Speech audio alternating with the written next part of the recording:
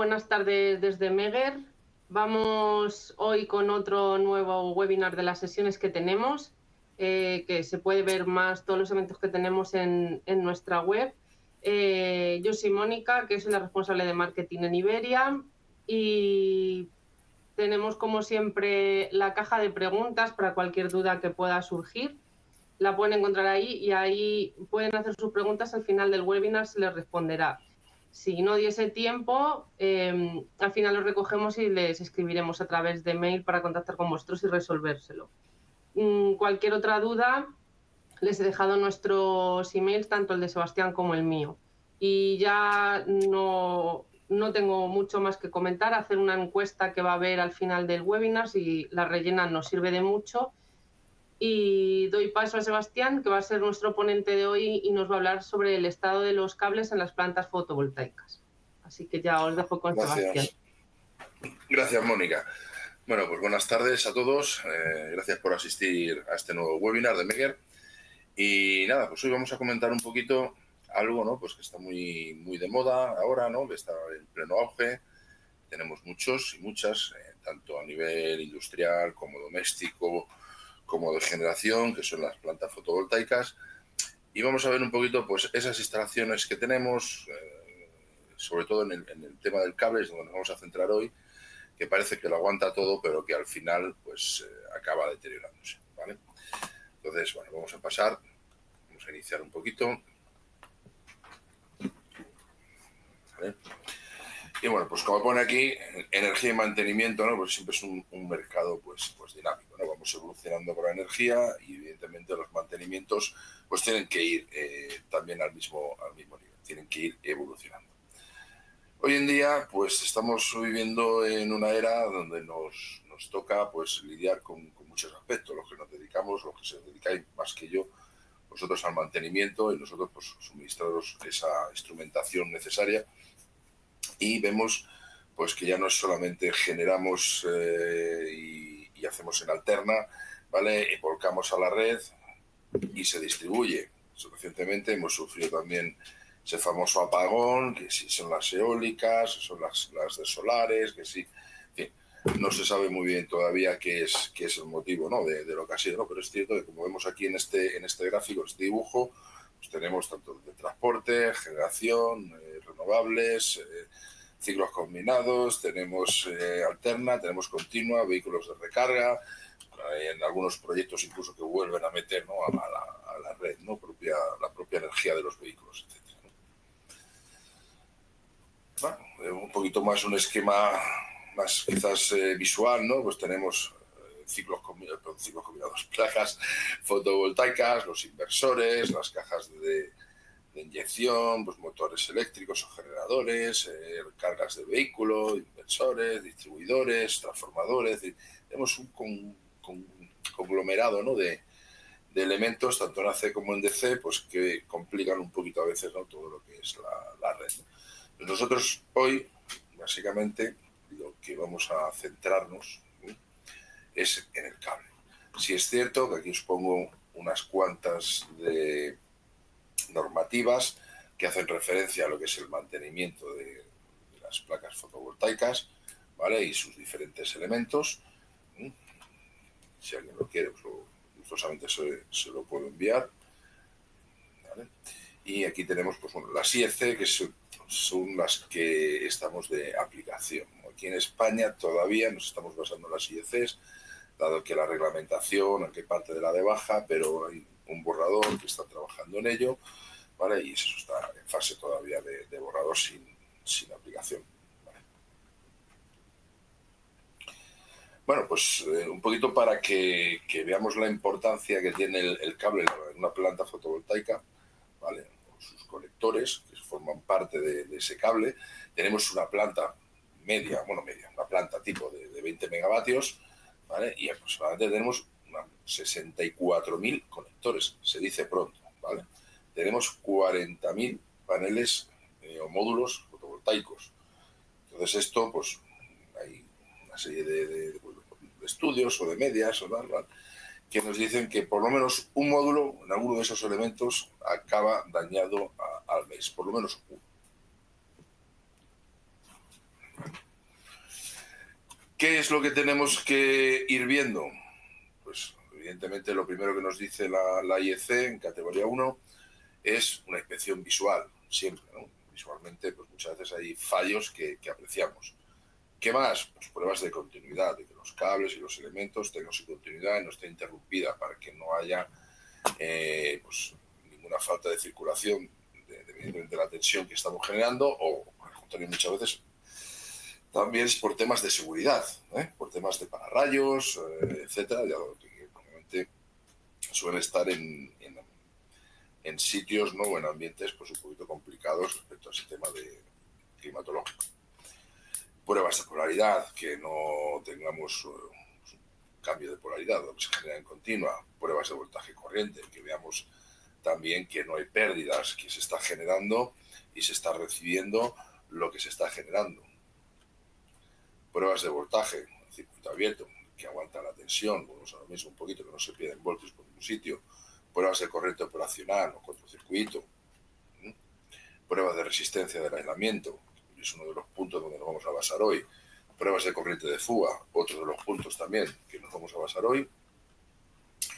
Voltajes a tierra, que tengamos todo el mallado del sistema de puesto a tierra en condiciones y evidentemente que no circule por ahí lo que no tiene que circular. Pruebas del diodo de bloqueo, pruebas de aislamiento en condiciones húmedas y evaluación de sombras. Creo que no me dejaba ninguna, ¿vale? Un poquito pues que no hayan sombras y que las placas dejen de generar. Pero como digo, hoy nos vamos a centrar en el cable, ¿vale? Entonces, prioridad de riesgo. 1, pues, conexión del cable equivocada o ausente, es decir, que nos hayamos equivocado en la conexión o nos lo hayamos dejado de conectar. No será ni la primera ni la última vez, como muchas veces las prisas, una llamada de teléfono, cualquier cosa. Es fácil que nos despistemos.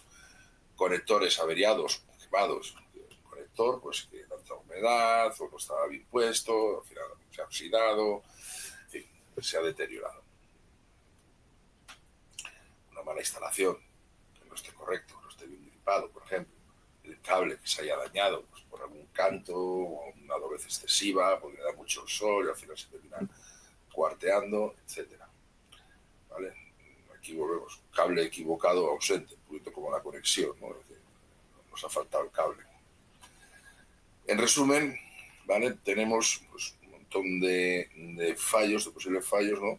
Pero los más grandes pues, son estos, ¿no? Es decir, conectores defectuosos, malas terminaciones, ¿vale? Y malas conexiones o inexistentes, ¿no? Si os fijáis, son las 3 patas más continuas, aunque hay algunas más grandes, ¿no?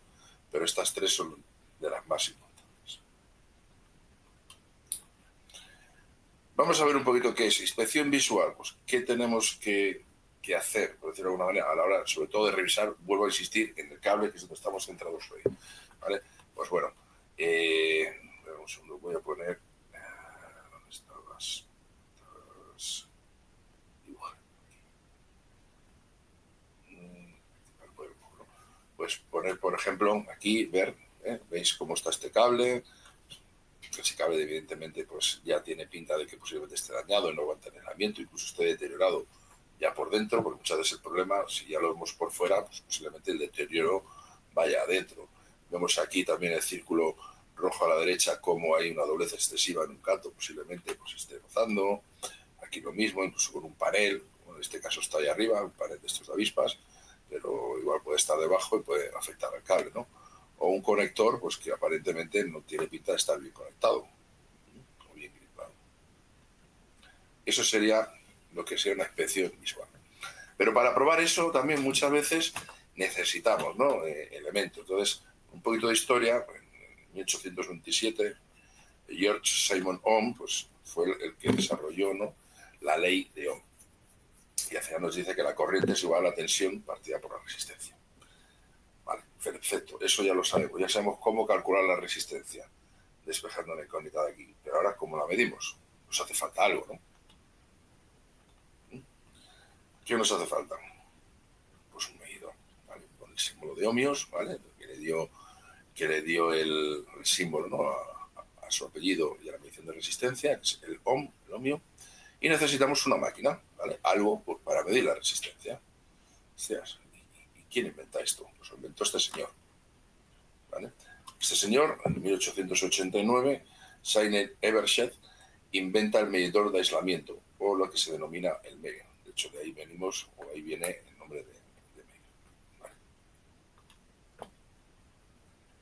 Bueno, pues tenemos tensión y corriente, tenemos tensión de circuito abierto, corriente operacional y cortocircuito. Son tres elementos que tenemos que medir en el cable.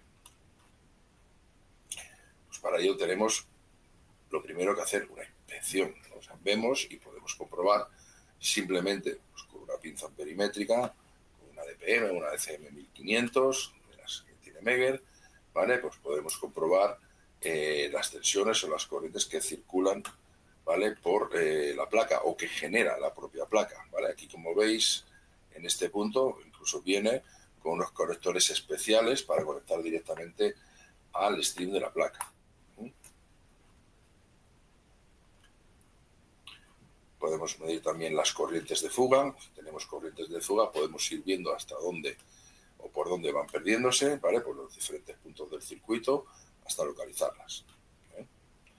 Con la DCM 1500, como lo estoy diciendo. Podemos controlarlas también a través del móvil. Podemos ver entre, creo que son 1 y 5 puntos de medición, de pinzas a la vez, ¿vale? Entonces, con esto pues podemos tener en control de diferentes puntos o diferentes strips de la placa, en fin, depende de cómo lo queramos o lo podamos organizar para ver dónde está el fallo, ¿no? Podemos hacer la comparativa entre diferentes puntos o entre diferentes strips, según la necesidad. Eso es bueno, lo que nos da el software, lo que vemos aquí, pues vemos la tensión, vemos en el Excel, se puede exportar al Excel, podemos ir viendo, no sé por qué, esto debía de ir, pero no, esto era animado, ¿eh? Esto se movía, yo no sé por qué no se mueve. Bueno, se puede ir viendo en diferentes medidas en el Excel y podemos ir viendo esta curva, los valores que tiene y todo ello, ¿no? Esto, todo desde el móvil también pues podemos ver. Pasamos a los conectores y las conexiones. Tenemos infinidad de modelos, de conectores, diferentes marcas, diferentes terminaciones, tensiones, etcétera, ¿no? Y luego, pues, derivaciones, T's, Y, en fin, un sinfín, ¿no? de diferentes.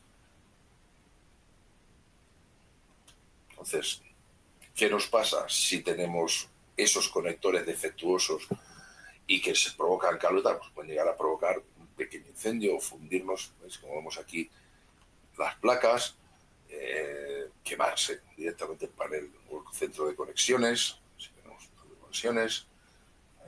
Y para eso es importante tener y vigilar siempre las terminaciones, ¿no? Cómo están terminadas. Es decir, coger muy bien la guía de fabricante y verificar que esta está bien, pero esta, sin embargo, no está bien. Está con un exceso de apriete. Por algún motivo el fabricante dice que tienes que dejarlo así y no así, ¿vale? Entonces hay que seguir las indicaciones, puesto que posiblemente ese cable interiormente esté forzado y eso nos va a provocar o nos va a crear calor. ¿El calor qué va a pasar? Exceso de resistencia, pérdida de la efectividad y un posible fallo o que se salga ardiendo o quemarse. Al igual que esto, ¿no? Cuando hacemos una derivación, como hemos visto antes, una Y, una T, perdón, pues aquí hay puntos que tenemos de calor, ¿vale? Porque no está bien, es decir, hay un exceso de resistencia, esa resistencia genera calor. Ese calor pues, puede ser, evidentemente, bastante peligroso. Vemos aquí también cómo tenemos, ¿vale? Estas terminaciones, estos empalmes, mejor dicho, o estas uniones, en qué estado se encuentran. En un estado bastante deteriorado. El problema de todo esto es que al final por dentro están igual o peor que por fuera, muchas veces. Y generamos, volvemos a lo mismo. Al final es una resistencia, genera calor y el calor genera pérdidas. De ahí también la importancia de, a veces con la pinza, ver lo que está saliendo de la placa y lo que me está llegando al otro lado. Muchas veces las medidas te sorprenden.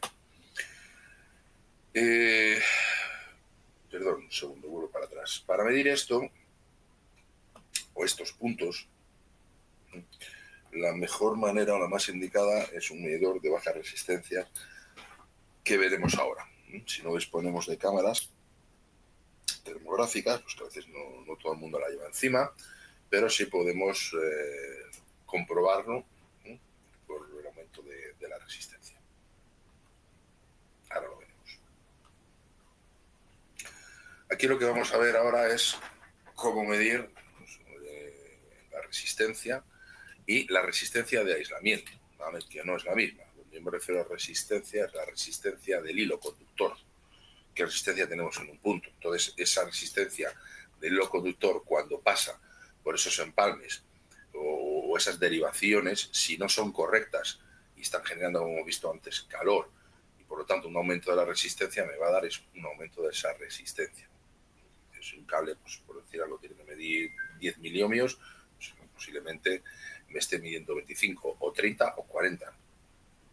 Entonces, vamos a ver cómo podemos medir esto. Importante, la medición de resistencias, algo que muchas veces no queda claro. Hay diferentes maneras de medir resistencia. Es baja resistencia, medir continuidad. ¿Vale? Esto sería muy baja, perdón, no estoy bien. Muy baja resistencia, resistencia continuidad, ¿vale? Y resistencia de aislamiento, donde vamos a medir de megaohmios en adelante. Aquí medimos ohmios o kiloohmios y aquí medimos nanoohmios o ohmios. 4, 2 o 3. ¿Por qué 4?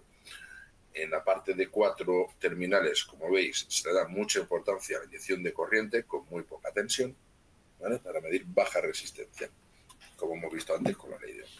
Continuidad, pues, no, vamos de 0,1, tal, pues vamos un pocos voltios, 5 voltios también, y a unos 200 miliamperios, inyectamos poca corriente. Y sin embargo, cuando vamos a medir gigas o teras, ¿vale? Ya empezamos a hablar de 100 voltios para arriba, hacia hasta 15 kilovoltios. Aquí también entra un poco, a lo mejor 5 voltios y demás, pero es eso. 4 terminales, muy fácil. Con los 2 exteriores inyectamos corriente, con los 2 interiores leemos tensión. 2 terminales es el polímetro de toda la vida y 3 terminales, un medidor de resistencia de menos de 1000 voltios. Y 3 terminales es cuando tenemos ya uno de alta tensión, que tenemos que medir corrientes que pueden circular, pues, por fuera, por la cubierta, por el exterior del cable, por una malla, en la cual no queremos ver esa resistencia, sino queremos ver la resistencia que hay en aislamiento interno y tenemos que discriminarla para que no nos dé una falsa lectura. ¿Vale? Entonces eso es lo que se denomina, que muchos de vosotros ya lo habréis visto, es el terminal o el cable de guarda, que suele ser, en los medidores, por lo menos en los Megger, un cable azul. Un cable negro, un cable rojo y el cable azul es ese cable de guarda. Estos serían valores de resistencia, fijaros, de aislamiento, del aislamiento del cable, qué tensiones nominales estamos hablando, qué tensiones tendríamos que aplicar y cuáles serían los valores de resistencia. Fijaros que hablamos de megaohmios, 25 megaohmios hasta 100 gigaohmios, ¿vale? De mayor o igual a 46 kilovoltios. Si es más de un mayor de 1 kilovoltio, estaremos hasta un máximo de 1,5 kilovoltios y pues, podemos obtener 1 megaohmio, a partir de 1 megaohmio sería bueno. Son tablas, como digo, basadas en normativas de aquí del ANSI, ¿vale? O netas, son normativas americanas. Tenemos la IEC, la 62446, que es la que aplica aquí, bueno, más o menos nos viene a decir lo mismo, ¿no? Aquí en este caso para más de 500 voltios aplicamos 1000 voltios y tenemos que obtener como mínimo 1 megaohmio de resistencia. Hay otra que más o menos lo que hacen es aplicar 1 megaohmio kilómetro, es decir, hacer una división. Es cierto también que en este tipo de cables es difícil, ¿no?, que tengan más de 1 kilómetro, no suelen ser tiradas tan largas, salvo que miras todo, claro. Bueno, pues para un equipo que tenemos, Megger, para poder hacer unas mediciones prácticamente de todo esto, y que es un multifunción, nos permite hasta 1000 voltios, nos permite medir baja resistencia, continuidad, nos permite medir también temperatura en un momento dado, ¿por qué no? Tiene una sonda termopar que podemos colocar en un empalme o en una derivación para ver si está caliente y hasta qué punto está caliente, que exceso de temperatura tiene, siempre evidentemente pues, comparándolo con otro, ¿no? O bajo vuestra experiencia ya luego de las medidas en campo. Y este pues es el IMT 1000, se llama el equipo. Es un equipo, como digo, multifunción. Aparte de todo esto, nos permite grabar las medidas, nos permite luego descargarlas en un PC, y nos permite hacer todo el informe, si acaso tenemos que hacer los informes y demás. Aparte de esto, pues tiene diferentes accesorios, como veis aquí. Viene con el conector, como veis aquí, para el stream y una serie de carretes. ¿Esto por qué? Pues a lo mejor yo me interesa medir todo el conexionado de cables que va por debajo de las placas, de uno a otro. Ahora desconecto la placa y los uno y los voy midiendo. Bueno, pues, o necesito hacer esa medición de punta a punta. Pues claro, los cables que vienen son cortos, ¿vale? No vienen cables de 25 o 30 metros. Entonces, tenemos una serie de carretes de unas medidas conocidas, con unas resistencias conocidas, que la máquina ya lo reconoce una vez que se conectan. Y podemos hacer la medida del total de la resistencia, vuelvo a insistir, del conductor, en este caso. Medimos baja resistencia, no del aislamiento. El aislamiento, ahora veremos cómo medirlo. También viene con sus pinzas Kelvin o con unos puntas Kelvin con doble conexión para hacer medidas en momento dado. Aquí se ve un poquito mejor. Aquí vemos la sonda termopar para poder hacer la medida de temperatura. Viene también con las pinzas, unas pequeñitas en Kelvin, con unas puntitas, diferentes accesorios. Con su bolsita para guardarlo todo y que esté todo en su sitio. Y aquí lo que estamos viendo es una medición de resistencia con un equipo de 2 cables, ¿vale? Donde estamos conectándonos pues, lo que sería al chasis, si os fijáis, a tierra de la placa y el otro punto al cable que va por la placa. Entonces, de esta manera lo que hacemos es cerrar el circuito por aquí y vemos, no lo cerraríamos porque el circuito estaría en abierto, pero veríamos precisamente eso que nos tiene que dar, porque evidentemente si cerramos aquí nos va a dar la resistencia cero, ¿vale? Nos va a dar si hay alguna derivación o alguna falta de resistencia respecto al chasis o respecto a tierra de este cable que es el que trae la energía, ¿vale? Este es el negativo, este es el positivo en este caso. Pues aquí lo mismo, otro ejemplo de conexión, donde tenemos aquí, bueno, nos simula, ¿no? Nos dice que este punto de aquí pues sería un punto defectuoso. Posiblemente en el conector esté mal, tenga una derivación ya respecto al chasis de lo que es el estilo, ¿no? De las placas. Y aquí tenemos una conexión ya con 3 hilos. Igual necesitamos meter más tensión, porque con los 1000 voltios ya no nos llega. Hay diferentes equipos, luego veremos más adelante. Y aquí ya necesitamos los 3 terminales. Como he dicho antes, los equipos normalmente hasta 1000 voltios solo tienen 2 cables. Ya cuando vamos a más de 1000 voltios, 2500 o mayor, ya tenemos el terminal de guarda. Entonces, con el terminal de guarda, lo que hacemos, en este caso, para ver si hay corrientes que fluyan por fuera, que nos puedan afectar en la medida, simplemente es, como veis aquí, enroscando un hilo de cobre o un cable pelado ya de cobre alrededor para que recoja esas corrientes. Entonces, este terminal de guarda, este cable azul, lo conectamos ahí. Pues aquí en el esquema este, quizás se ve un poquito más claro.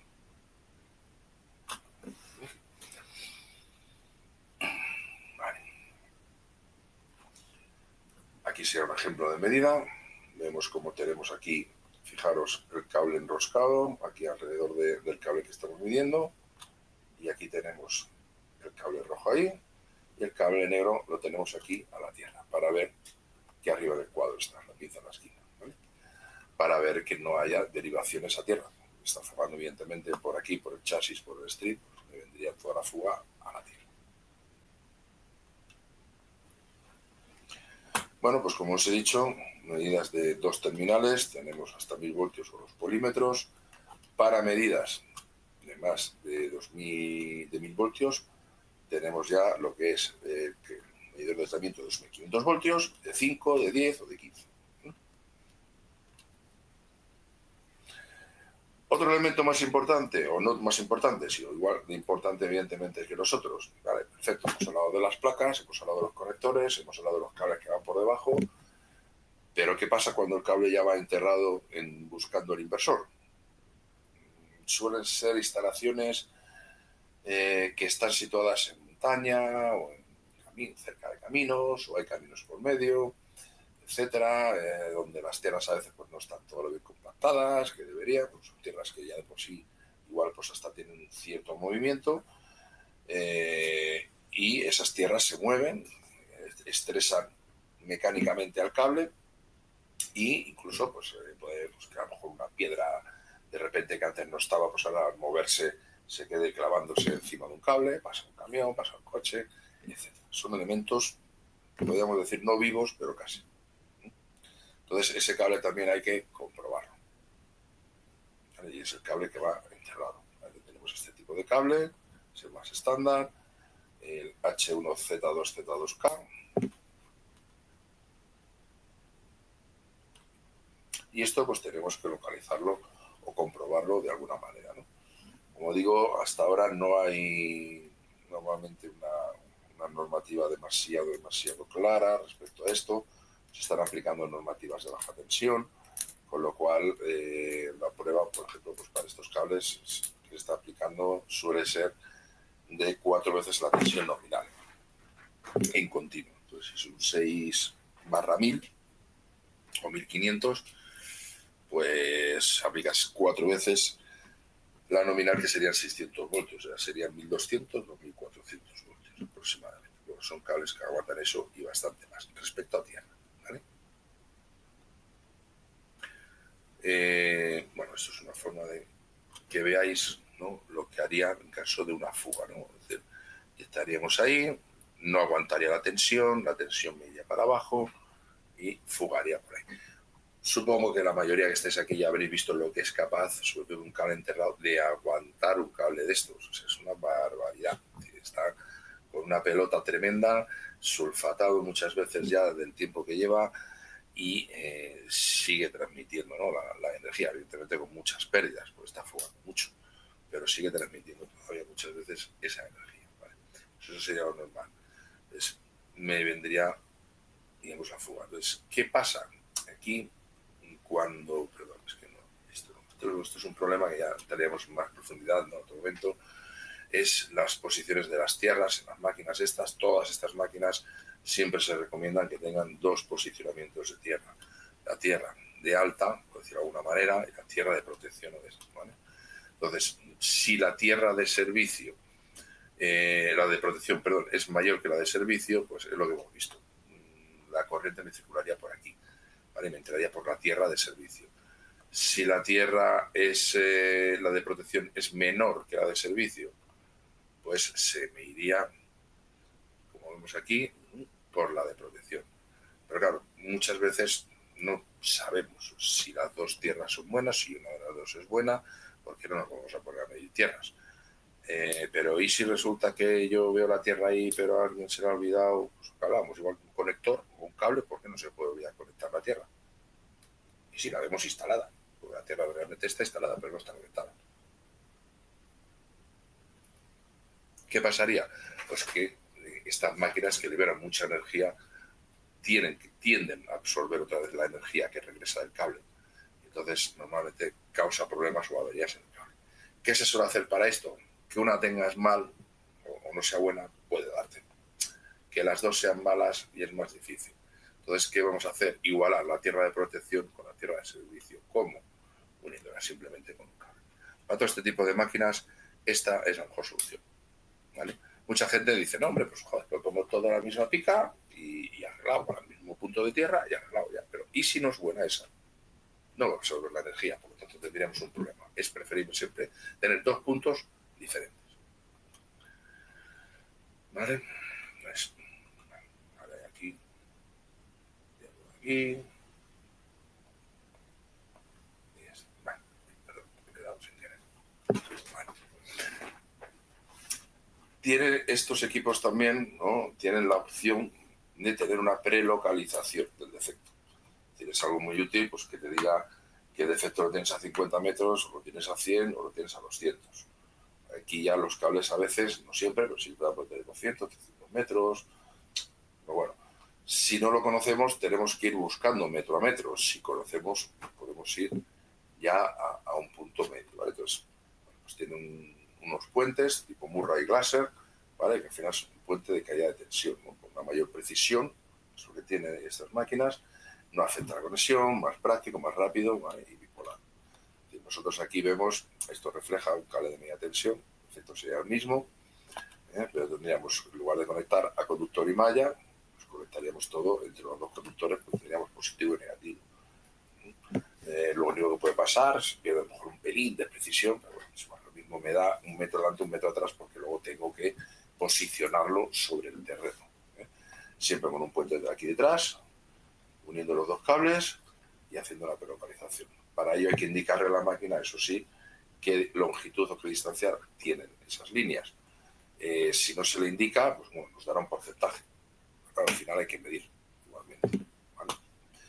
Pero es muy, muy práctico y funciona muy bien. Muchas, no sé si hay alguno que ya la tenga, pero la gente está muy contenta con la máquina. Y luego pues hay que localizar el punto de defecto, ¿vale? Donde tenemos ese punto de defecto e ir a buscarlo con los pulsos de tensión. ¿Cómo? Pues con las picas. Supongo que esto ya la mayoría, sobre todo que se dedicáis a ello, pues lo habréis visto, ¿no? Vamos marcando, clavando las picas, por eso decía que si no conoces la distancia, pues te toca ir haciendo esto pues cada 2 metros hasta que encontremos la señal. Entonces lo que vamos haciendo es buscando hacia dónde nos va marcando, nos va diciendo aquí hacia el negro, fijaros que es el cable rojo o negro, ¿vale? Aquí, pues hacia el negro, y en el momento que me he pasado del negro me dice que hacia el rojo, porque ya me he pasado de donde tengo el defecto.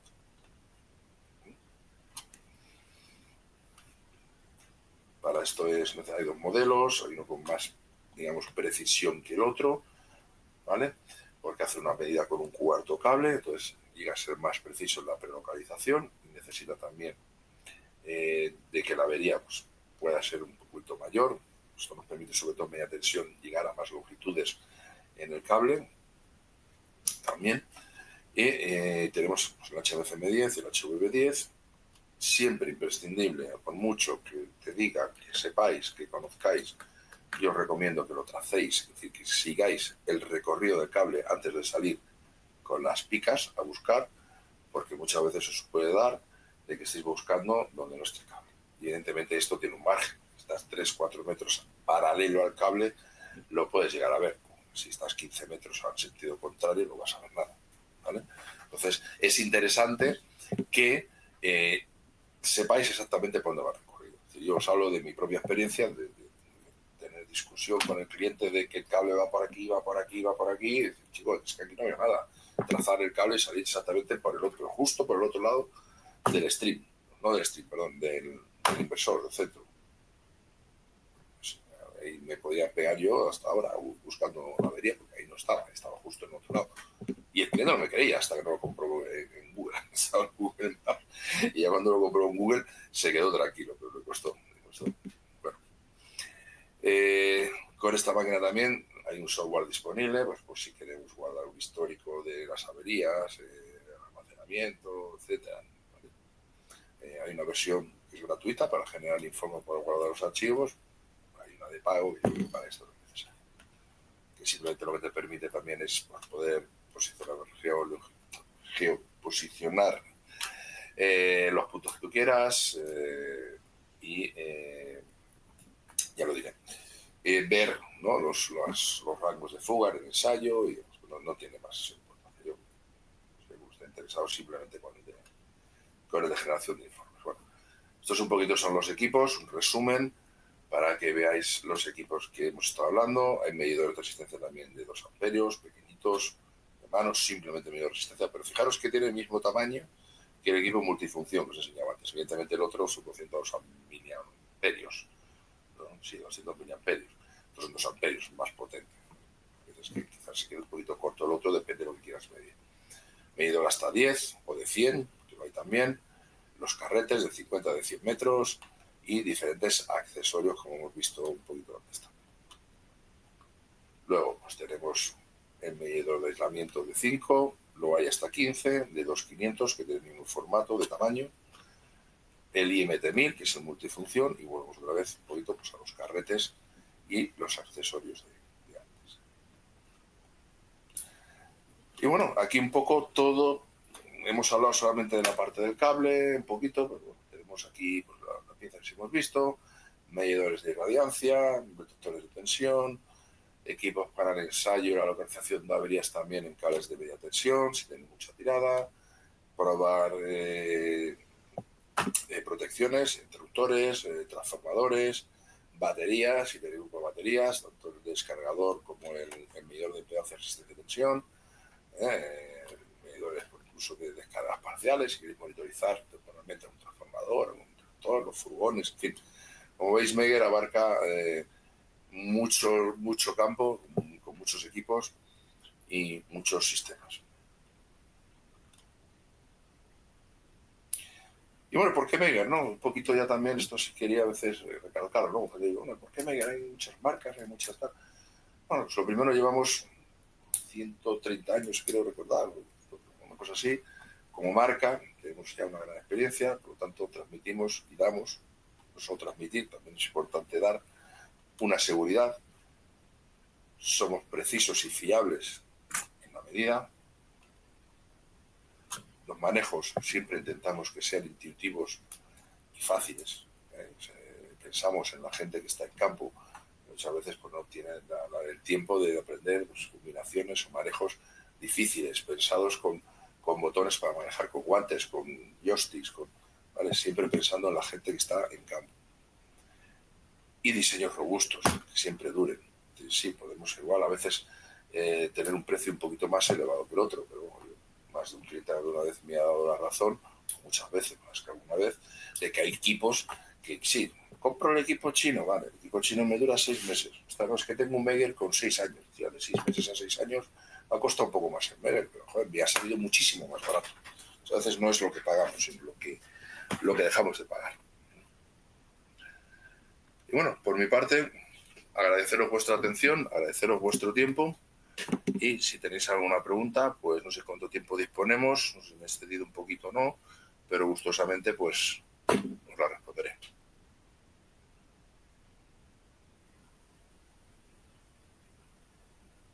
Vale, Sebastián, muchas gracias. Pues sí que tenemos alguna pregunta y alguna que me han escrito y alguna solicitud en el mail que están interesados en más eventos o en más webinars. Se puede ver en la web, en la parte de eventos, pero igualmente si me escriben yo les puedo pasar todo lo que tenemos por ahora próximamente y que muchas veces vamos actualizando y añadiendo. Te paso una pregunta que nos han hecho aquí primero, que dice, ¿la inspección de corrientes de fuga aplica solo para sistemas con transformador y neutro a tierra? La mayoría de sistemas que he visto usan esquema IT con IMD. Bueno, a ver, una fuga a tierra al final es una fuga a tierra. Es decir, si no hay derivación a tierra, evidentemente pues no hay fuga a tierra. O sea, si es un sistema aislado, pues es un sistema aislado, se quedaría en el chasis. Pero aún así te iría el chasis. Es decir, si circula la corriente es porque va hacia algún sitio. Por lo tanto, siempre es bueno. O sea, esa corriente o esa tensión que se está perdiendo por algún lado, pues es tensión que se está, digamos, desperdiciando. Incluso nos puede luego acarrear pues, algún problema.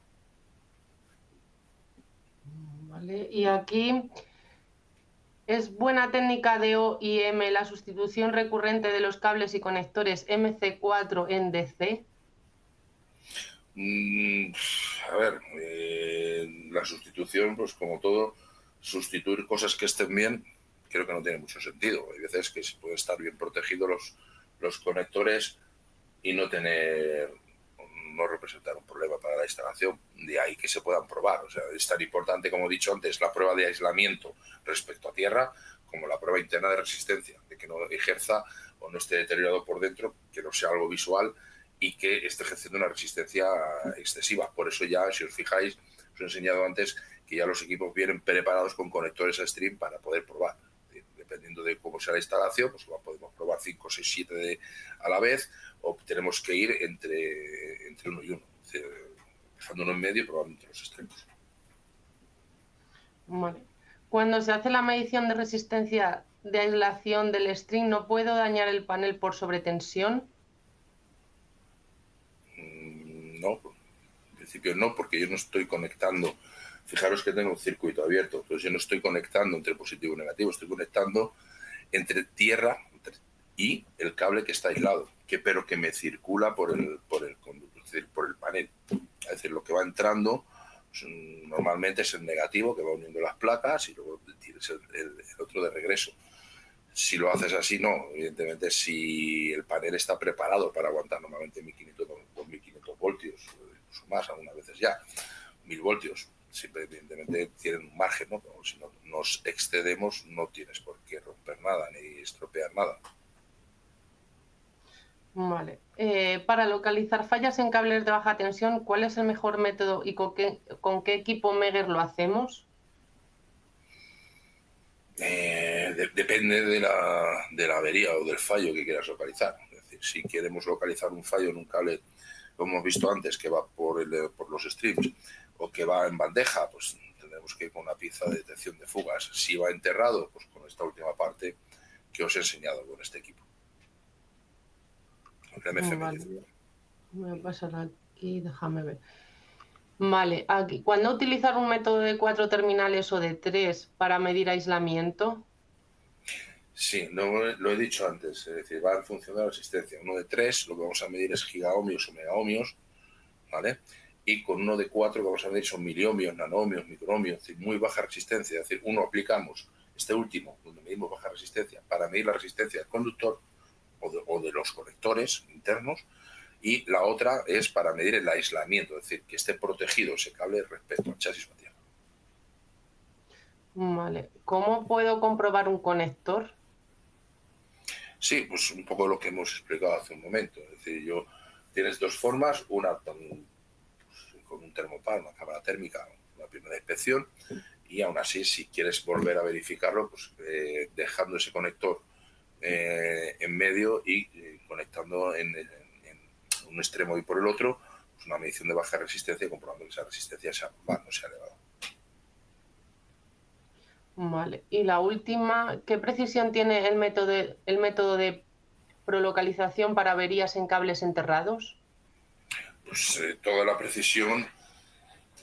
A ver, en cuanto a la prelocalización, ¿no? ¿Se refiere, Mónica? ¿Perdona? Sí, es que Prelocalización. tampoco indica más. Bueno, pues si es prelocalización, el método es exacto. Va a ir en función de la fiabilidad o de lo fino que seamos nosotros a la hora de meterle los metros que tiene esa instalación. Si es sobre el terreno donde está la avería, pues tanta precisión como paciencia, es decir, en 2 dedos. Pero es que luego también hay que abrir para reparar. Tienes que abrir 3 o 4 metros de zanja para poder reparar, o 2 metros, o por lo menos. Entonces, bueno, pues precisión suficiente. Son métodos que llevan muchos años en el mercado. ¿Cómo se comporta el equipo al conectar un string que puede llegar a 1500 voltios? No tiene ningún problema. Es decir, lo único que sí siempre, claro, tener en cuenta que vamos a ver, los paneles no pueden estar en producción. Cuando tú te estás conectando a un stream y tienes que comprobar esos cables, si están en producción estamos metiendo tensión a una medida, ¿vale? Entonces tienen que estar desconectados normalmente de lo que es la placa. Vale, la tensión. Vale, pasamos a otra y vamos a ir cerrando porque si no, la tensión nominal del cable solar es 1500 voltios. ¿Es suficiente 1000 de tensión a aplicar en la medición de resistencia de aislación? A ver, la resistencia de aislamiento en 1000 voltios, sí, para mí la resistencia de aislamiento normalmente es suficiente. Yo por lo menos intentaría darle la nominal, por lo menos. Si es 1500, pues será igual a 700, 800, 1500. Yo daría la nominal por lo menos de ese cable, o sea que con 1000 voltios entiendo que es suficiente para medir la resistencia de aislamiento. Vale. Ya os digo Miguel. que está la fase, perdona, Mónica, está en fase de pruebas el borrador, esa fase de borrador, la reglamentación, a ver si la sacan, por lo menos que todo esto lo regularicen. Sí es cierto que hay algunas normativas que se están aplicando en campo, pero que son muchas veces de fabricación más que de campo. Vale. Miquel, que ha preguntado antes lo de cómo se comporta el equipo al conectar el string que puede llegar a 1500 voltios, pone entonces que tienes que hacer la prueba por la noche sin radiación. Sí, puedes conectar la placa. ¿Vale? Cerrar, abrir el circuito, sobre todo importante es abrir el circuito. Vale. Pues en principio yo creo que ya estaría. Si queda alguna pregunta por responder o alguien tiene más dudas, Sí, nos pueden escribir. podéis enviarnos la cuestión. Si alguna pregunta no la ha aclarado bien o alguien necesita alguna explicación más, pues sin dudarlo, por favor, que nos escriba. Y muchísimas gracias por la asistencia. Nos vemos próximamente en nuevos webinars. Muchas Gracias a gracias. Buenas todos. Gracias, tardes. María.